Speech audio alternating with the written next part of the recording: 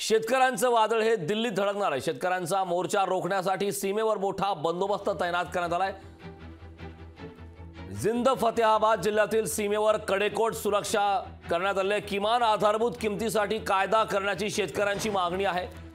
तर सीमेवर काँक्रीटचे अडथळे, तारांचे कुंपण ही लावण्यात आले आहेत। आताची मोठी बातमी आहे, शेतकऱ्यांचं वादळ हे दिल्लीत धडकणार आहे। त्यामुळे या बाबतीत, या मोर्चा बाबतीत नेमक्या घडामोडी काय घडतात हे पाहणं महत्त्वाचं आहे। मात्र जिंद फतेहाबाद या जिल्ह्यातील सीमेवर कडेकोट सुरक्षा तैनात करण्यात आली आहे। शेतकऱ्यांचा हा मोर्चा रोखण्यासाठी सीमेवर मात्र मोठा बंदोबस्त तैनात करण्यात आलाय। तर किमान आधारभूत किमतीसाठी कायदा करण्याची शेतकऱ्यांची मागणी आहे।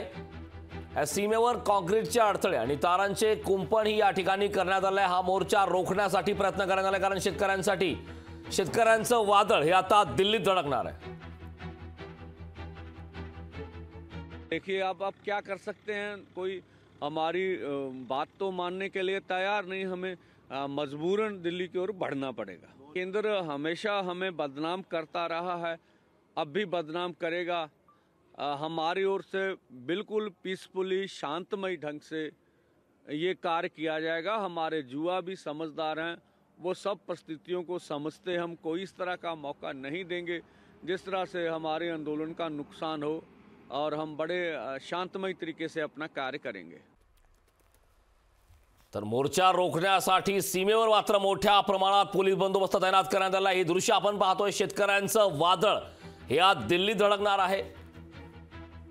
तर या मोर्चाच्या बाबतीत नेमक्या पुढे काय घडामोडी घडतात हे पाहणं महत्त्वाचं आहे, कारण हा मोर्चा रोखण्यासाठी पूर्णपणे आता प्रयत्न करण्यात येणार। शेतकऱ्यांचा मोर्चा रोखण्यासाठी सीमेवर देखील मोठा बंदोबस्त हा तैनात करण्यात आला आहे। विशेष करून जिंद फतेहाबाद या जिल्ह्यातील सीमेवर कडेकोट सुरक्षा तैनात करण्यात आली। किमान आधारभूत किमतीसाठी कायदा करण्याची या शेतकऱ्यांची मागणी आहे आणि त्याच मागणीच्या पार्श्वभूमीवर शेतकऱ्यांचा हा मोर्चा आज दिल्लीत धडकणार आहे।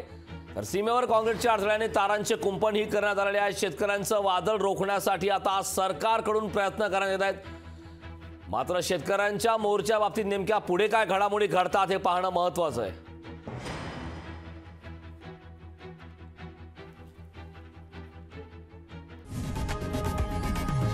लोकशाही मराठी ऐका, पहा, जागरूक रहा।